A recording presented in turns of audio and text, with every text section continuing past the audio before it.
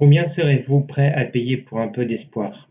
La solitude, un chagrin d'amour, le deuil, dans ces moments-là, on est incroyablement vulnérable. On est au fond du trou et on serait prêt à tout pour une petite lueur d'espoir. Un simple coup de fil peut vous coûter des centaines, voire des milliers d'euros.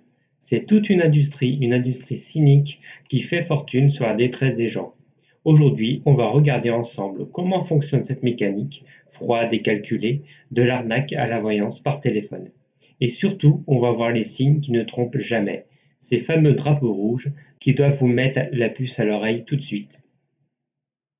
L'accroche humaine au démarrage, pour qu'on comprenne bien comment ce système marche, on va prendre l'exemple de Sophie.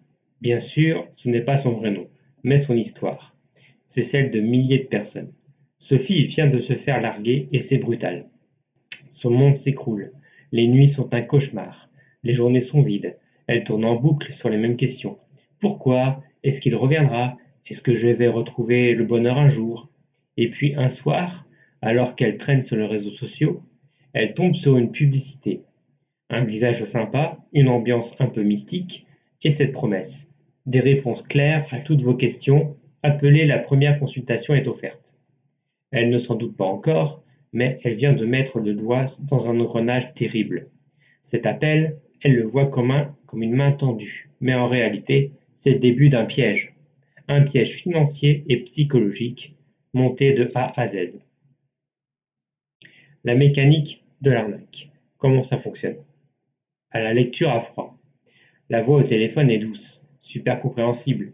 Le voyant commence avec des banalités tellement vagues que ça pourrait marcher pour tout le monde. Je ressens une grande tristesse en vous. Vous venez de traverser une épreuve. Il y a comme une énergie bloquée autour de vous.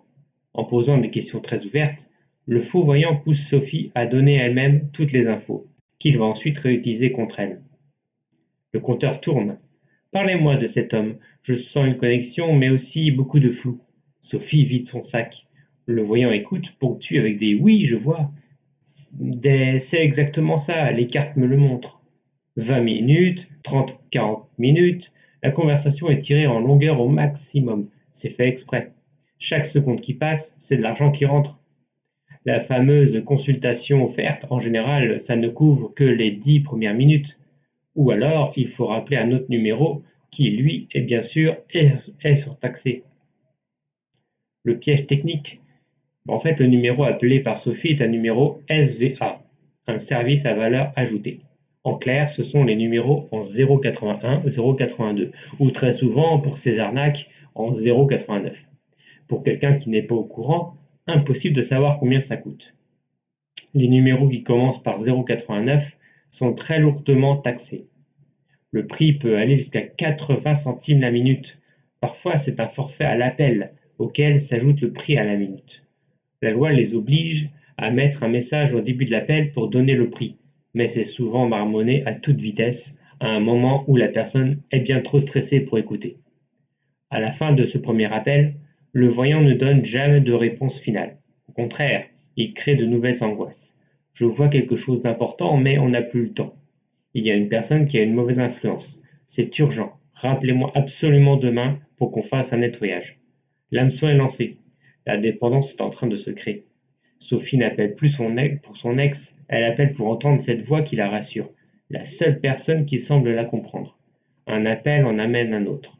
Et la facture de téléphone, que Sophie ne regarde pas tout de suite, se met à exploser. Elle n'est plus en quête de réponse, elle est tombée dans une véritable addiction. La révélation, ce qui se passe de l'autre côté. On s'en foutait de la vérité. Le but, c'est pas d'aider, c'est de faire du fric. Ancien employé d'une de ces boîtes, témoignage dans les médias. Sur beaucoup de ces plateformes, les voyants ne sont en fait que des commerciaux. Ils ne sont pas formés à l'astrologie ou aux cartes, mais aux techniques de vente.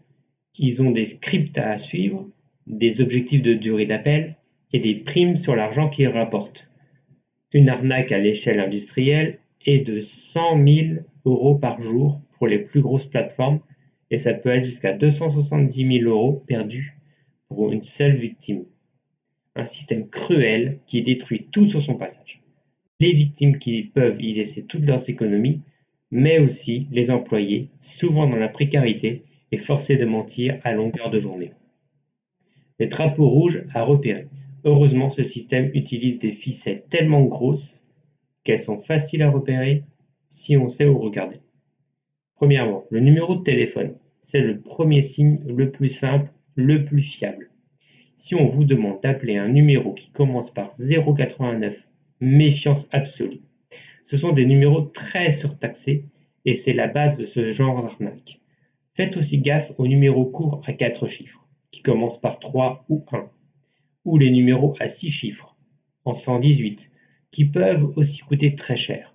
Un vrai professionnel qui est honnête donnera un numéro classique, de 01 à 07, et il affichera ses prix clairement, avant même que vous payiez.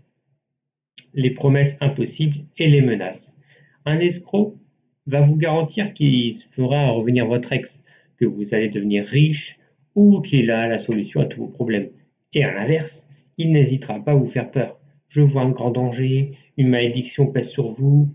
Si vous ne faites rien tout de suite, un grand malheur va arriver.